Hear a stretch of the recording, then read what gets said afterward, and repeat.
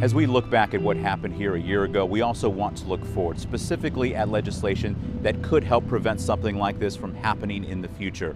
We asked State Representative Monica Kurth about that. She does, after all, represent this district in the Iowa House. She talked about two bills passed this last legislative session to help victims and what she will do when she heads to Des Moines during the next session. Are you going to walk into the next session and say, okay, that needs to be a priority for you? Yes. Yes, I am. In fact, I had a meeting that related to land banks, and that has to do with possibly cleaning up, fixing up some of the infrastructure that I've been talking about. And I'm really optimistic.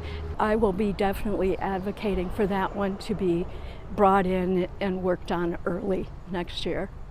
And it allows rehabilitation on some dilapidated and unfit to live in structures.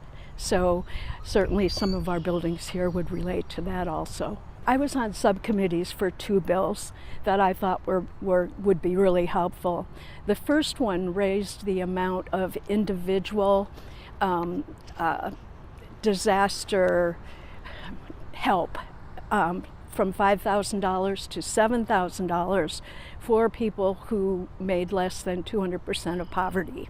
The other one had more to do with the state responding when a federal disaster is called. So for instance, the derecho or heavy tornado damage. And on that one, it set the amounts that the state could very quickly provide to help offset the damages and get in there to help people. Over the past year, community members have routinely brought up the collapse during public comment at city council meetings. We reached out to Mayor Mike Manson, who declined our repeated requests for an interview, citing pending litigation. However, in a written statement, he says his heart goes out to the victims, as well as their families and friends.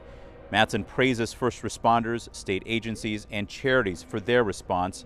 He goes on to say, quote, "We acknowledge that open and honest discussion is key to the healing process, and we continue to welcome communication from the public, especially from those personally impacted." We reached out to building owner Andrew Wold's attorneys for an interview. So far, they have not agreed to that request. Wold hasn't made a public comment since last May, just days after the collapse. And we just learned state criminal investigators have completed their report. That report now heads to the Scott County Attorney's Office. That office just down the street from us will decide whether criminal charges are filed. However, we are still waiting on that decision.